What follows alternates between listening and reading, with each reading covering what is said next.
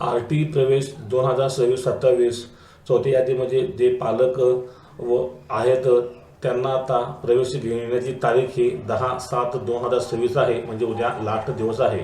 इथे आपण आर.टी.चा डॅशबोर्ड बघायचा आहे.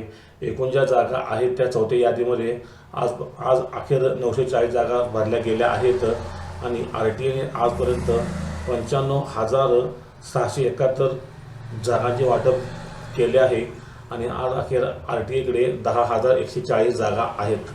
तर इथे आपण बघायचं आहे की चौथ्या यादीमध्ये किती जागांचे वाटप झाले होते. तर चौथ्या यादीमध्ये 2,027 जागांसाठी लॉटरी ही निघाली होती आणि आज अखेर 940 जागा भरल्या आहेत. याचा सरळ अर्थ असा आहे पालकवर्गांनो की 5व्या यादीतील पालकांना जवळपास 9,100 वगैरे जागा शिल्लक आहेत. तर आता आपणास कसे कळेल की आपणास पुढच्या यादीमध्ये नंबर लागेल की नाही, याच्याकरता आपण इथे डॅशबोर्डवरती यायचं आहे. List of school along with afford फीच्या कॉलमवर क्लिक करायचं आहे. आपला जिल्हा निवडायचा आहे. मी ते जिल्हा निवडून घेतो. इथे बाय ब्लॉक म्हणायचं आहे.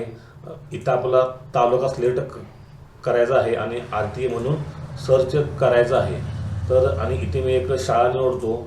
इथे मी एक शाळा पण निवडलेली आहे. तर पालकवर्गांनो, जर समजा आपण चार शाळा टाकल्या असतील आणि त्या 4 शाळांमध्ये आपल्याला एका शाळेत नंबर लागला नसेल तर आपण ज्या काही 3 शाळा उरल्या आहेत त्या 3 शाळांमध्ये आपला वेटिंग क्रमांक बघायचा आहे. आता इथे ह्या शाळेमध्ये आज अखेर एकूण 6 जागा शिल्लक आहेत. पालकवर्गांनो, समजा आपला वेटिंग नंबर हा 6 किंवा 6च्या आसपास असेल तर आपणास सीट ही 100% 5व्या यादीमध्ये मिळणार आहे. तर अशाच प्रकारे सर्व पालकवर्गांनी आपल्या ज्या काही शाळा आहेत आता उरलेल्या आणि त्या शाळांमध्ये किती वेटिंग क्रमांक आहे हे अशा प्रकारे चेक करायचं आहे.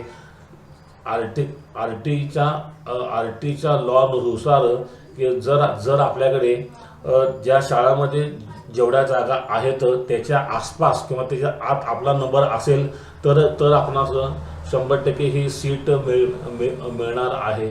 आणि अशाच प्रकारे आपण आपल्या शाळा टाकून त्या आर.टीच्या सीट किती आहेत आणि आपल्याला नंबर लागणार की नाही हे अशा प्रकारे चेक करायचं आहे.